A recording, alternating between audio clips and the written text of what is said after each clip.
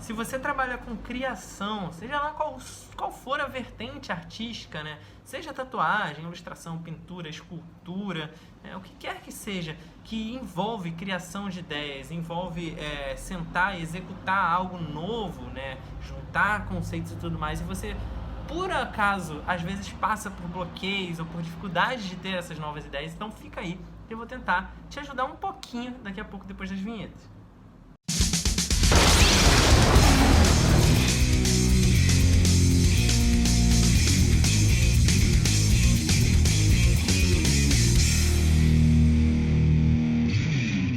Fala galera, beleza? Bem-vindos a mais um vídeo de Falando de Arte aqui no Raon Tatu, o seu canal de tatuagem e arte no YouTube. E o que eu vou falar hoje é um conceito que se aplica a todas as áreas criativas de modo geral. Eu lidava muito com a ideia do brainstorm, né, o conceito, a técnica do brainstorm, dentro da minha atividade de design, né? Eu estudei design, me formei, trabalhei bastante com isso, e dentro desse ambiente mais corporativo, mais que envolve técnicas de criação, que é um pouco mais projetual, essas ferramentas elas ajudam, né, no processo criativo, ajudam você a solucionar problemas e tudo mais, e eu acho que isso pode se aplicar em todos os campos, inclusive os mais artísticos, na hora de você gerar novos conceitos, novas abordagens, tanto, né, de temas quanto estéticas, né, quanto de poética, de assunto, né, enfim, uma série de maneiras que você pode gerar novas ideias, agrupar elas, né, e pensar a partir daí de uma forma um pouco mais criativa fora da caixa. Então, eu vou tentar adaptar um pouco dessa ferramenta que é geralmente usado pelo mundo mais corporativo, aplicando na esfera artística aqui. Bom, então para começar vamos definir o que é brainstorm para ficar um pouquinho mais claro, né? Tentar te explicar em conceitos gerais. Eu tô aqui com uma pauta para também não me perder, vou consultar e vou desenvolver o assunto ao longo do vídeo aqui com vocês, beleza? Então, brainstorm é, né, do inglês tempestade de ideias. Então é basicamente uma técnica geralmente utilizada em grupo, porque você tem mais de uma pessoa ali pensando e tudo mais, então você consegue cruzar diferentes pontos de vista, diferentes opiniões, diferentes vivências e bagagens, e isso acaba gerando ideias que talvez uma pessoa só não fosse ter sozinho, né? Mas também pode ser feito de uma forma individual, eu vou falar sobre isso, né? E o objetivo é sempre solucionar um problema ou, né, gerar novas ideias. Então geralmente você define um conceito central, define um objetivo para aquele brainstorm, para aquele processo em específico, e aí você aplica a técnica para desenvolver em cima disso, beleza? Então é uma busca por novas abordagens, por abordagens inovadoras em cima de um conceito pré-existente ali que você talvez tivesse, sei lá, chovendo no molhado, talvez. Então, vamos lá. Como eu falei, você pode fazer sozinho, mas acontece que o potencial de você fazer em grupo é muito maior. Isso porque você, como eu falei, você cruza diferentes perspectivas, né? São diferentes pessoas ali, e por isso, novas soluções que talvez uma pessoa só não fosse, né, conseguir chegar, essas novas soluções podem aparecer fruto do cruzamento dessas diferentes vivências, né, soluções e ideias de pessoas que são diferentes, e por isso, né, acaba que cria um efeito assim de cascata, né? Uma pessoa tem uma ideia que de repente não é tão interessante assim, mas faz com que aquela outra pessoa, né, uma outra pessoa que está ali interagindo, pegue essa ideia, ressignifique ela, ou ajude ela a ter uma segunda ideia, e uma terceira pessoa vai juntar essas outras duas e pensar de uma forma tão diferente que nem a primeira nem a segunda teriam pensado. E você vai fazendo esse esforço de equipe, esse esforço coletivo aí para gerar novas ideias. Agora, fazendo um paralelo aí com a realidade do tatuador, eu sei que, né, muitas vezes a gente está criando sozinho, né, desenhando em casa, no quarto, no estúdio e tudo mais, e de modo geral, assim, como eu falei, você pode fazer isso sozinho. Eu estou explicando por que coletivamente é mais legal. Então, de repente, eu acho que até vale você fazer a experiência. Se você trabalha num estúdio, por exemplo, senta com os outros tatuadores e propõe vocês fazerem isso. Pode ser interessante, por exemplo, para ter ideias de desenho, não só para você fazer um autoral, para botar à disposição, mas, por exemplo, você tem um flash day.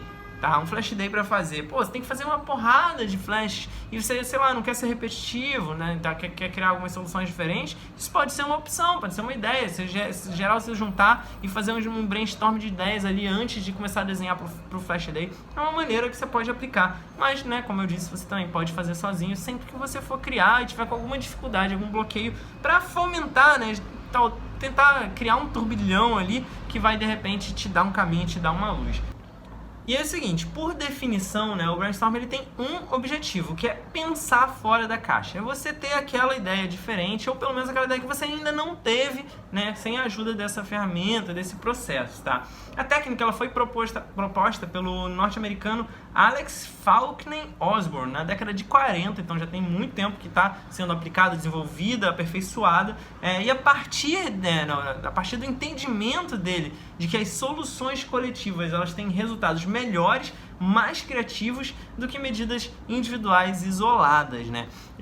Ou ainda gerar métodos para que você possa individualmente ou coletivamente, né, fomentar esse despejo de ideias com talvez um pouco menos de filtro do que você normalmente teria no seu cotidiano, porque a gente acaba se julgando muito, né, e cortando de repente uma ideia que poderia ser aperfeiçoada, a gente corta, descarta, corta pela raiz. Então ela prega uma série de etapas que permitem com que você não descarte uma boa ideia, em que você de repente consiga entender o potencial dela e reagrupar utilizando, né, essa maneira de observar assim, e aí quem sabe chegar numa solução inovadora.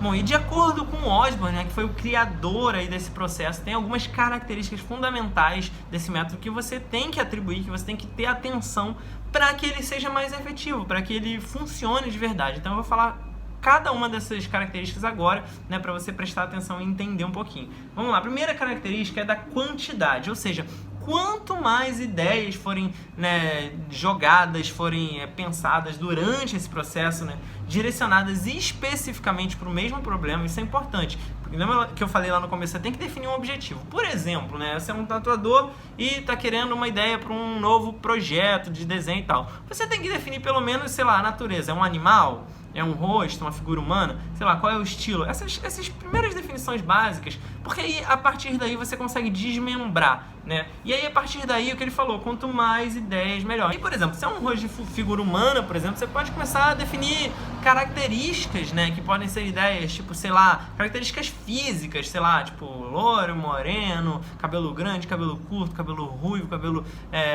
black, dread, enfim, né?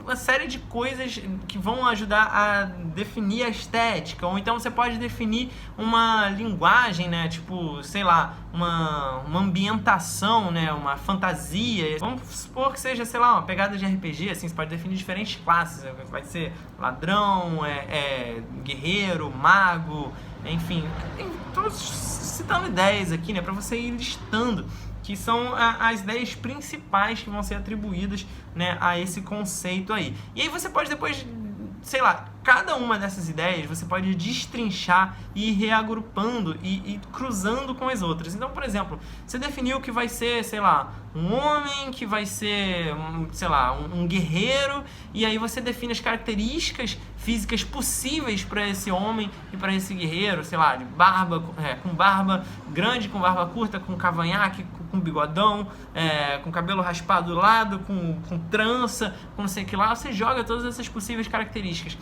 Por que eu tô falando isso? Por que você não pode só mentalizar o personagem que você quer? Porque às vezes a gente fica com dificuldade de formar uma ideia pronta. Mas se você lista os atributos em diferentes ideias, sem filtro mesmo, sem julgar se isso é bom ou se essa ideia é boa ou ruim, mas se você lista diferentes características, diferentes atributos que podem ser aplicados àquele objetivo central, você depois consegue visualizar o todo e dali você vai escolhendo o que é mais interessante ou fazendo agrupamentos de alguns desses conceitos que se correlacionam melhor, entendeu? Então a ideia inicial é não filtrar, não julgar e simplesmente jogar quanto mais ideias, características, aspectos, soluções possíveis para aquela necessidade inicial ali você puder jogar e anotar. E o legal, como eu falei, de fazer isso em grupo é que pessoas vão pegar o que você falou e desenvolver mais, né, destrinchar mais talvez, e aí vai expandindo exponencialmente. Então vamos lá, outra característica, né, que o método tem que ter é a flexibilidade, que é a busca por novas abordagens da solução de um problema, ou seja, fugir do óbvio, fugir do tradicional. E por que é importante a característica anterior? Porque por você não julgar, não filtrar de início, você se sente mais livre, já que você está se propondo a esse método, né, de propor ideias que sejam completamente aleatórias e diferentes, que possam vir na sua cabeça, e talvez você normalmente ia falar, não, isso de repente não é uma boa ideia. Cara, só joga, só vai, entendeu? Então, você permitir essa flexibilidade é importante para chegar num bom resultado, faz parte do processo. Além disso, outra característica é a liberdade. Como eu falei, as ideias não devem ser alvos de crítica durante uma sessão de brainstorm, né? Isso aí já ficou claro, né? Ela não pode ser alvo de crítica justamente para que você permita que o máximo possível seja depositado ali, sei lá, se está anotando, digitando, o que quer que seja, mas justamente porque o momento inicial não é o momento de você cortar nada, você quer a maior variedade possível e depois aí você vai pegar todo aquele insumo, toda aquela natureza de conteúdo ali e filtrar de uma maneira que pode ser interessante para você de alguma forma. E aí você vai atribuir critérios de julgamento no final de tudo para decidir o que você quer realmente de uma forma mais ativa. Mas no momento do brainstorming, não. Você não pode criticar, você não pode julgar. Você só deve botar. Às vezes a ideia parece ridícula, parece esdrúxula, mas lá na frente ela vai servir para alguma coisa. Você não tem como saber no momento inicial, e o momento inicial é de só despejar, beleza? Aí, outra característica importante é a interatividade, ou seja, as ideias apresentadas elas podem ser aperfeiçoadas ou mesmo combinadas entre elas. Então, vocês viram que eu já antecipei aqui esse conceito, eu já falei um pouquinho sobre a interação, que é justamente pegar a ideia do outro e transformar, e ressignificar, e adicionar, e enfim, alterar. Então, o fato de você fazer isso coletivamente ajuda, porque imagina, né, o cara, sei lá, eu falei, a gente tá falando de um personagem, sei lá, eu falo, se ele fosse um mago, aí o outro fala, pô, se ele fosse um mago de barba, não sei o que lá, aí o outro vai falar, pô, mas um mago de barba é muito óbvio, e se ele fosse um mago que tem aqueles cavanhaques de, sei lá, de motoqueiro, porque ele é um mago meio steampunk, que anda numas, sei lá, que anda com os equipamentos meio modernos, só que são feitos de magia, com uma espécie de tecnologia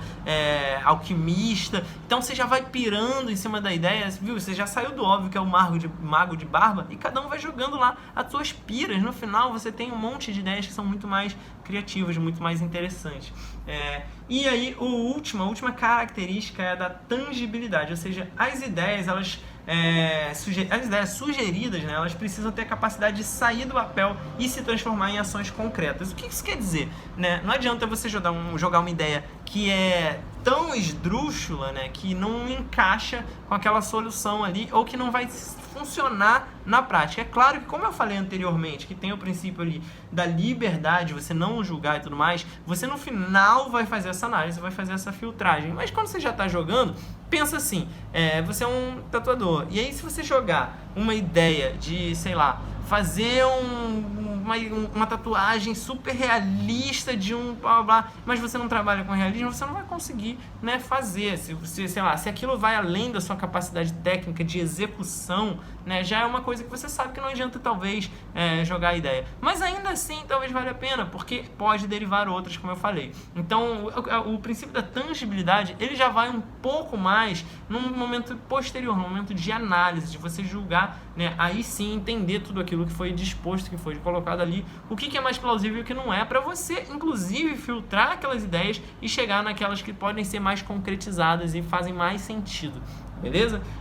Então, esses são os princípios que permeiam, tá? E como que na prática a gente organiza isso, tá? Então, no vídeo de hoje eu falei, né, sobre o processo em si, né? Para instigar vocês a jogarem ideias, vocês a terem, no final desse processo você vai ter uma lista enorme de um monte de conceitos, só que isso ainda fica um pouco perdido, né? Isso ainda fica um pouco confuso. Pô, Beleza, pode ser que durante o processo as ideias já surjam pela interação ou pelas sinapses, pelos insights que você vai ter. Mas existe também um método específico para organizar essas ideias e fazer uma análise mais intencional, mais direcionada, que vai te permitir ter uma visão geral. Sobre isso eu vou falar no vídeo da semana que vem, tá? Então aproveita esses conceitos do vídeo de hoje, já faz os exercícios, já de repente aproveita das ideias que saíram novas e tenta fazer novas criações que talvez você não faria, aplicando aí o seu dia a dia, a sua prática, seja lá ela qual for, de criação, de arte e tudo mais. E aí na semana que vem a gente conversa sobre uma ferramenta específica que já é muito mais metódica, né? Mas pode ser muito útil para você analisar essas ideias, beleza? Então, até semana que vem. Muito obrigado pela audiência. Se você curtiu, não esquece de dar um like e se inscreve no canal se você está chegando agora, porque são 5 vídeos por semana, é muita coisa. Marca no sininho para receber todas as notificações, beleza? Valeu!